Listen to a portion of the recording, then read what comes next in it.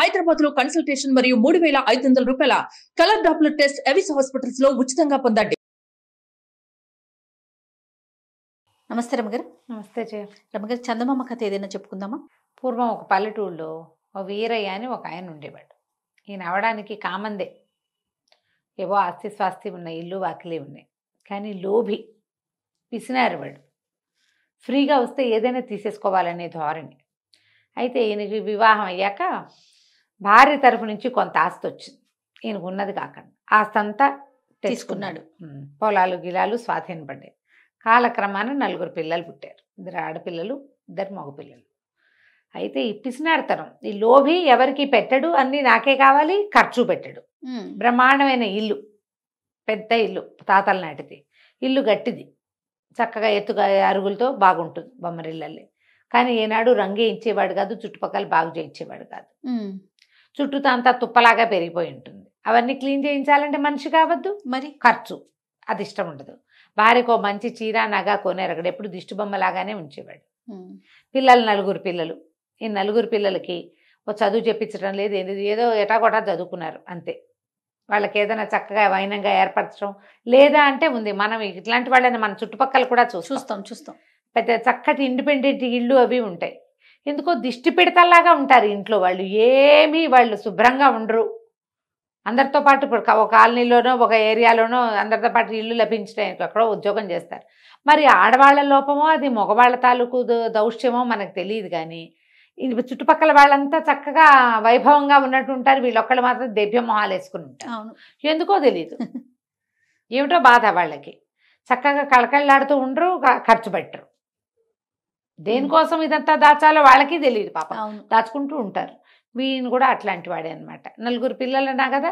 పెద్ద పిల్ల సీత, రెండో పిల్ల పేరు రోహిణో రమణి. అక్కడి నుంచి 2 మగ పిల్లలు, పెద్దవాడు చంద్రము, రెండో పిల్లాడు గోపి. ఆ చంద్రం అన్నవాడు 10th క్లాసో ఏదో స్కూల్ ఫైనల్ అయిన తర్వాత వాడికి డాక్టరేట్ చదవాలని కోరిక. ఈయన చచ్చిన వైద్యం చదువు ఖర్చు అదంతా వైద్యుడు అవ్వాలని కోరికని అందులోనే తుంచేశాడు.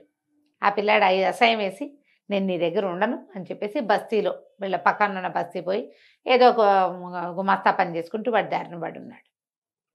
ఆ చిన్నపిల్ల రోహిణి రమణ అనే పిల్ల ఎంత చక్కగానో పాడుతుంది. సంగీతం నేర్చుకుంటా నాన్న, సంగీతం నేర్చుకుంటా. సంగీతం అంటే ఖర్చు ఏమీ లేదు. ఇంట్లో కూర్చోబెట్టారు. ఏదో బడిలోకి వెళ్ళొస్తుంటుంది. చిన్నపిల్లాడు ఇంకా బడికి వెళ్తున్నాడు. ఆ పెద్ద పిల్ల సీతకు 18 ఏళ్ళు 17 ఏళ్ళు ఉంటాయి. పిల్లకి పెళ్ళిడు వచ్చేసింది. పెళ్లి సంబంధం అంటే పెళ్ళంటే ఖర్చు కదా. ఏదైనా నగ నాణ్యం చేయించాలి, ఏమీ లేదు. ఆవిడ దొడ్లో ఏవో 4 గొడ్లు ఉంటే జాగ్రత్తగా ఆ గొడ్ల పాలు తీసి జాగ్రత్తగా పిడకలు అవి చేసి ఎట్లా గొట్లా పిల్లలకి ఏదో కాస్త గుడ్డ పాత ఏర్పాటు చేసుకునేది. ఈయన అంతసేపు సాడపాయించడం. పక్క ఊళ్ళో వరదలు వస్తే ఈయన పోయి ఆ వరదలో కొట్టుకొచ్చిన కోళ్ళు మేకలు అన్నీ పుచ్చుకుని తెచ్చుకున్నాడు. అలాంటి వాడు అనమాట. లోభత్వం, వదలలేని తనం అన్నమాట. తను చేసే పనులన్నిటికీ సహాయంగా ఉండటం కోసం రాముడని ఒక కుర్రాన్ని పెట్టుకున్నాడు. వాడు అనేవాడు, ఎందుకండి ఈ దొడ్డంతా ఇలా దరిద్రంగా ఉంది, శుభ్రంగా 2 మనుషులు కేకేసుకుని నీట్గా చేయించుకుంటే కూరగాయల మొక్కలు పెట్టుకున్న కూర ఖర్చు వెళ్ళిపోతుంది మనకి, అంతే. చుట్టుపక్కల కూడా అమ్మేసుకోవచ్చు శుభ్రంగా పాదులు అవి పెడితే. అంటే ఒరే, నువ్వు 10 రూపాయలు ఖర్చు పెట్టి 3 రూపాయలు లాభం చూపిస్తావురా నువ్వు. ఇదంతా తీయటానికి ఎంత పని, ఎంత ఖర్చు. రేపు వచ్చే రాబడి ఆయన కనపడదు, ఇప్పుడు ఖర్చు ఒకటే కనిపిస్తుంది. అలాంటి వాళ్ళు ఉంటారు కదా, ఏమీ చేయనివాడు. ఆ రాముడికి పిచ్చెత్తి లేచిపోదామని ఉండేది వాడికి, ఇక్కడ చెడిపోదామని. కానీ పాపం ఆ వీళ్ళని చూసి, ఇంట్లో వాళ్ళని చూసి ఆగిపోయేవాడు. ఆ సీతకి వీడంటే మనసు, ఈ రాముడు అంటే. పెళ్ళిడు వచ్చిన పిల్ల ఇంకా బయటికి పెళ్లి సంబంధాలు చూసే ఆస్కారం కూడా లేదు. ఆ పని కుర్రాడి మీదే ఆ అమ్మాయికి మనసుగా ఉండేది. కొన్ని రోజులు ఇట్లా గడుస్తూ ఉండగా ఏమైంది, ఒకరోజు ఒరే ఒక నిచ్చెనాను సంచి పట్టురారా, మనం దేవాలయానికి వెళ్దాం అన్నాడు. అక్కడికి ఎందుకంటే నిచ్చెన అన్నాడు. అంటే దేవాలయం పక్కన పెద్ద తేనె పట్టు పట్టిందిరా, చేదా ఏమిటి, ఊరికే తేనె వస్తుంటేను ఇంట్లో మందుకో మాక్కో కావాలి, బయట తేనె కొంటే 50 రూపాయలు, మనం తీద్దామంటే అయ్యో అట్లా పనికిరాదండి, అది దేవాలయం సొత్తు, మనం తీసుకోకూడదంటే గడద గుడ్డు, దేవుడు అందరివాడు, దేవుడు సొత్తు అందరిది అన్నాడు ఆయన. అంటే వీడు నేనైతే ఎక్కనండి అన్నాడు. ఎక్కనండి అంటే సరే నేను ఎక్కుతా, నువ్వు కింద పట్టుకో చాలు అని చెప్పేసి ఏం చేశాడు, నిచ్చెన వేసుకుని ధ్వజస్తంభానికి పక్కగా ఉన్న ఒక చిన్న మండపం లాంటిది ఏదో ఉంది, ఆ మండపం మీదకి పైకెక్కాడు. ఎక్కేసరికల్లా తేనెటీగలు జుమ్మని మీదకి వచ్చేసరికల్లా కాలు పట్టు తప్పి దభేల్మని పడిపోయాడు. వాడు కుర్రాడు ఎక్కగలిగేవాడు, 4 బిడ్డల తండ్రి ఇదేమి ఎక్కుతాడు లేదా ఆశపోతానానికి అంతే. పడేసరికల్లా తలకిందులు కాబట్టి తలకాయ పగిలినంత పని అయింది. పగిలింది. ఎట్టగొట్ట మోసుకొచ్చాడు ఇంటికి. రాముడే మోసుకొచ్చిన తర్వాత ఏముంది, మూలబడ్డాడు ఈయన. అయోమయంగా అయిపోయాడు, మాట పడిపోయింది. చచ్చిపోలా, అయోమయం అయిపోయాడు. చెప్పిన పని చేస్తాడు తప్పిస్తే ఆయనకి ఏమీ తట్టదు, తెలియదు. వైద్యుడు వచ్చి కట్టుకట్టాడు, అదేదో చేశాడు. కొంచెం మతి రావటం కష్టం రా, సమయం పడుతుంది, అసలు వస్తుందో రాదో, ఈయన ఇట్టాగే సాక్కోవాలి మీరు అన్నాడు. ఇలా బోది బొమ్మన్నారు పిల్ల జల్ల. ఏం చేస్తారు? అక్కడి నుంచి వీడేం చేశాడు చూస్తే, ఇంట్లో ఎవరున్నారు, పెద్ద అబ్బాయి ఏమో ఎక్కడికో వెళ్ళిపోయాడు. ఇక మిగిలింది 2 ఆడపిల్లలు, ఒక చిన్న పిల్లాడు, పెద్ద ఆవిడనేమో దిష్టి పెడతలా ఉంచాడు. ఆవిడకి ఏ వ్యవహారమో తెలియదు. వీళ్ళకి బోళ్ళు పొలాలు ఉన్నాయి. ఏదైనా పని చేయటానికి ఈయనకి ఖర్చు పెట్టడం ఇష్టం ఉండదు. రాబడి వస్తుంది రేపు, కానీ ముందు ఖర్చు పెట్టడం ఇష్టం లేక కొన్ని పొలాలు బీడు కూడా పెట్టాడు. అయ్యో. అక్కడి నుంచి వీడేం చేశాడు, అమ్మగారు ఎనపెట్టి తెరవండి ఏమున్నాయో చూద్దామని ఎనపెట్టి తెరిస్తే కాస్త డబ్బు కనపడింది. సరే డబ్బులు తీసి బయట పెట్టండి, ఏర్పాటు చేసుకుందాం మనం. ఈయన ఇట్టా ఉన్నాడు, మన కథ ఎట్టా, ఆయన ఎట్టగా నడుపుతున్నాడో మనకు తెలియదు. సరే అక్కడి నుంచి ఏం చేశాడు, కౌలుదారులను ఒక 2 కేకేసుకొచ్చి అమ్మగారు ఎదురుగుండానే మాట్లాడించి పొలం కౌలుకి ఇచ్చేశాడు మొదట. అక్కడి నుంచి దొడ్డి వాకిలి శుభ్రంగా బాగు చేయించాడు. అందరూ ఇంటిలి పాదిని పనిలో పెట్టాడు. అందరూ మొక్కలు కొట్టేద్దాం, ఈ దొడ్డంతా బాగు చేసుకుందాం. అయ్యగారు లేడు, మన దగ్గర 4 డబ్బులు ఉన్నాయి, రేపేం వస్తుందో తెలియదు, తినాలి మనం. ఆయన మెయింటెనెన్స్ చేసినట్టు కాదు, మన మెయింటెనెన్స్ వేరేగా ఉంటుందని మొత్తం దొడ్డి వాకిలి ఇల్లు శుభ్రంగా బాగు చేయించేశాడు. అక్కడి నుంచి పాదులు తవ్వి అందరితోటి విత్తనాలు కూరగాయలు పెట్టించాడు. 3 నెలలు తిరిగేసరికి వచ్చేస్తాయి కూరలు. ఎంతలోకి వస్తాయి? బీరపాదు పొట్లపాదు అవి అయితే అసలు 2వ నెలకే కాపు వచ్చేస్తుంది. చక్కగా కూరలతో కళకళ్ళాడేలాగా చేశాడు దొడ్డంతా. ఇంట్లో శుభ్రంగా కూరలు దొరుకుతున్నాయి. పిల్లలు అంతకుముందు 7 మొహాలు వేసుకుని ఒక్కిల్లాగా ఉండేవాళ్ళు. నుంచి కూరగాయలు అమ్మితే కూడా డబ్బులు వస్తున్నాయి. అక్కడి నుంచి 4 గొడ్లు ఏవో ఉన్నాయి, ఇంకో 2 గొడ్లను పెంచాడు, ఇంకో పాలేరుని పెట్టాడు. వాడు పాలు తీస్తాడు, పాలు బయట పోస్తారు, పాల మీద డబ్బులు వస్తున్నాయి. ఇల్లు ఇంత దరిద్రంగా ఉంది, మనకేమి ఇంత డబ్బులు వస్తుంటే ఇల్లు ఇట్లా ఉండటం ఏమిటి, ఇల్లంతా బాగు చేయించేసేద్దామని ఇల్లు అన్ని పక్కల బాగు చేయించి శుభ్రంగా వెళ్ళేయించి పెంకులు సరి చేయించి నీట్గా చేసి పెట్టాడు.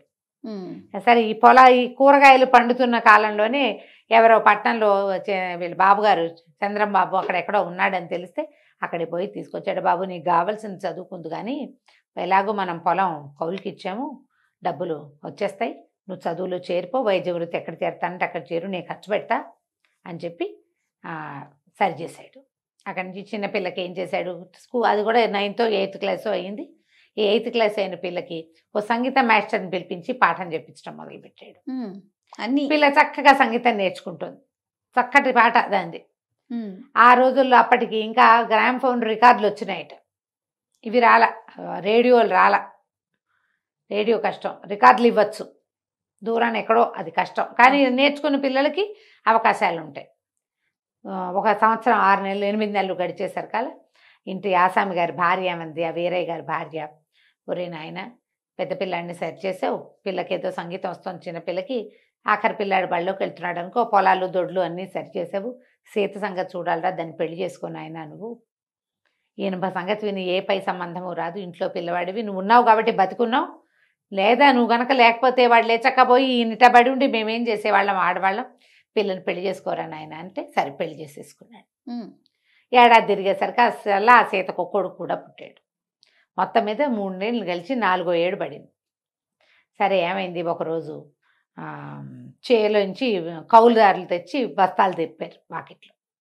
తెంపితే మరకేసుకెళ్ళి కొన్ని వడ్లు మరపట్టించుకొద్దామని ఈ వీరయ్య మతిపోయి ఉన్నాడు కదా, ఇప్పటిదాకా ఆయన కూడా గుప్పులు తవ్వాడు, ఆయన కూడా సున్నం వేసేటప్పుడు గోడకు సున్నాలు వేసాడు, పెంకులు సరి చేశాడు. ఏదైనా పని చెప్పు అని రాముడు పని చెప్తే చేస్తాడు, మాట లేదు, అన్నం పెడితే తింటాడు. వేళకి ఆయన్ని పోషించారు వీళ్ళు, తండ్రిగా పోషించుకున్నారు శుభ్రంగా. ఆయన బాగానే ఉన్నాడు, హెల్తీగానే, కానీ మతి లేదు, మాట లేదు. సరే ఏం చేశాడు, ఈ బస్తాలు ఈ వీరయ్యని పట్టండి అయ్యగారు అని సాయం పట్టించి ఒక 20 బస్తాలు బండికేసాడు. బండికేసి పైన కూర్చోండి నొగ మీద, మనం వెళ్ళి మరకెళ్ళి పట్టించుకుందాం. పిండి మర ఆడిస్తారు కదా ఈ ధాన్యాన్ని, అప్పటికి మరలు వచ్చినాయి. మరకేసుకెళ్తుంటే ఏమైంది, ఆ పై బస్తా ఎట్లాగో కదిలిపోయి ఈ వీరయ్య గారు కాస్త బండి మించి దబేల్మని కింద పడ్డాడు. పడ్డం అది ఎక్కడ పడ్డాడు? బాగా దేవాలయానికి ఎక్కడో అవతల, అది ఎక్కడి నుంచి మన మరణించి తిరిగి వచ్చేటప్పుడు బియ్యం వేసుకొచ్చేటప్పుడు పడిపోయాడు. పిండి మర అనకూడదు, ధాన్యం మరణించి వచ్చేటప్పుడు పడ్డాడు. సరే లేవదీశారు కదా. ఆయన అన్నాడు, ఒరే తేంటికలు కుట్టేస్తున్నాయిరా బాగాను అన్నాడు.